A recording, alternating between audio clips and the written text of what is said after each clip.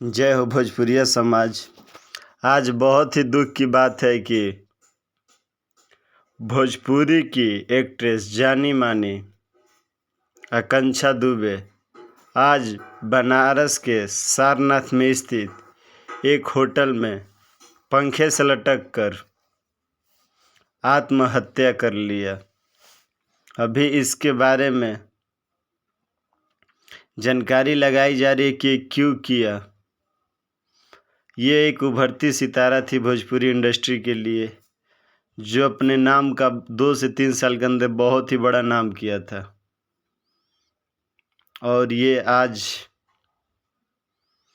इस दुनिया में नहीं रही। आज ही इन्होंने पावर स्टार पवन सिंह के साथ एक गाना आया था, आरा कभी हारा नहीं, और आज ही ये पुलिस के द्वारा सूचना दी गई कि ये अब इस दुनिया में नहीं रही। भगवान इनकी आत्मा को शांति दे।